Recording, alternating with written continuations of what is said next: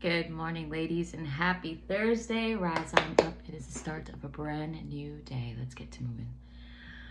Hopefully your Wednesday was good. It was an eventful day yesterday. Really went well with the onboarding employees. Sometimes, corporations, we don't always, we as in as if I own my own corporation, but they don't always have all of their ducks in a row. Some do. Some are way better at orientation and some others aren't, but we are light years ahead compared to where when I hopped on in 2021 as to where we are from now. So it's definitely all good stuff. Summertime's our busiest time, so yeah, it's gonna be a day. Part 2, but it is all good. It's gonna be a great day. Heading to the office here shortly, but before we go, because Scarlett's heading on with me, Proverbs chapter 12 today is what we'll be going over, and verse 1 goes like this. Whoever loves instruction loves knowledge, but he who hates correction is stupid. A good man obtains favor from the Lord, but a man of wicked intentions he will condemn. A man is not established by wickedness, but the root of the righteous cannot be moved. An excellent wife is the crown of her husband, but she who causes shame is like rottenness in his bones. The thoughts of the righteous are right, but the counsels of the wicked are deceitful. The words of the wicked lie in wait for blood, but the mouth of the upright will deliver them. Verse 7, the wicked are overthrown and are no more, but the house of the righteous will stand. A man will be commended according to his wisdom, but he who is of a perverse heart will be despised. Better is the one who is slighted but has a servant than he who honors himself but lacks bread. A righteous man regards the life of his animal, but the tender mercies of the wicked are cruel. He who tills his land will be satisfied with bread, but he who follows frivolity is devoid of understanding. The wicked covet the catch of evil men, but the root of the righteous yields fruit. The wicked is ensnared by the transgression of his lips, but the righteous will come through trouble. A man will be satisfied with good by the fruit of his mouth, and the recompense of a man's hands will be rendered to him. The way of a fool is right in his own eyes, but he who heeds counsel is wise. Verse 16, a fool's wrath is known at once, but a prudent man covers a shame. He who speaks truth declares righteousness, but a false witness deceit. There is one who speaks like the piercings of a sword, but the tongue of the wise promotes health. The truthful lip shall be established forever, but a lying tongue is but for a moment.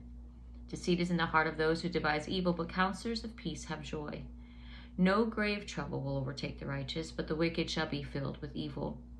Lying lips are an abomination to the Lord, but those who deal truthfully are his delight. Verse 23, a prudent man conceals knowledge, but the heart of fools proclaims foolishness. The hand of the diligent man will rule, but the lazy man will be put to forced labor. Anxiety in the heart of a man causes depression, but a good word makes it glad. I gotta asterisk that. Verse 26, the righteous should choose his friends carefully, for the way of the wicked leads from astray. The lazy man does not roast what he took in hunting, but diligence is man's precious possession. And lastly, verse 28, in the way of the righteous is life, and in its pathway there is no death. So some further context behind chapter 12. Pretty much a wife affects her husband. She either becomes a crown to him or brings him ruin, like a horrible disease that weakens the body. Excellent in Hebrew, also meaning strength, can also be understood as a reference to moral character. Because this wife possesses a strong and virtuous character, she's a woman of ability and worth. And crown suggests that wives of quality enables their husbands to realize their potential. Because of their character and resourcefulness, their husband is greatly admired by others. In contrast to the woman who puts her husband to shame before the world, while the wife of quality helps her husband reach the fullness of his abilities, the shameful wife will drag her husband down all his days, and he will never command respect nor win influence in the community. To have such a wife is like enduring infestation of maggots in the bones. It is horrible, irritant, and a fatal disease. Now, thoughts may break into words at any time, and we eventually become that on which we allow our minds to dwell. The opposite, Paul encouraged us to dwell on the positive, good, lovely, excellent, and praiseworthy, and words as deeds bear fruit. Words can bring satisfaction when they are wise, or disaster when they are unwise. Wicked words will trap a woman or a man. And that is absolutely true. Anxiety in the heart of a man causes depression, verse 25, but a good word makes it glad. Sometimes I think quite a bit of us, I mean, in my past life, because I definitely don't claim that over me now, quite a bit of us always talk about, you have anxiety, I'm depressed, I'm this, I'm that. Don't claim anything of your life. Your words have power. Your words have power. You have anxiety, you have something, you're feeling something, pick this up. I assure you, with every ounce of my being, when I picked this up and started reading, considering all the trials and tribulations I had going on, woe to understand why I went through trials in my last life, and woe to the difference of feeling as I felt when you read the word and it changes something inside of you. So anxiety, depression, worry, that's gone. I don't feel that. I don't feel that way. I don't feel any type of way like that. And I owe it to him. The word definitely changes as long as you allow it and you apply it to your life.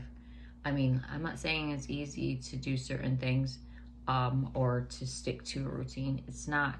But the enemy doesn't want you to be in a routine. He doesn't want you to know your word. He doesn't want you to know your purpose. He wants you to stay in blindness, because remember, the enemy can provide you riches just to keep you in pretend mode as if the Lord provided it to you. But remember who you serve. So that's it. That's all I got for today. I gotta make coffee and head on out. It's already 6:15. Have a blessed and amazing day. If you want prayer, leave a message down below or hop on over to Facebook, Instagram, where I post daily as well. I hope it is an awesome day. Stay encouraged.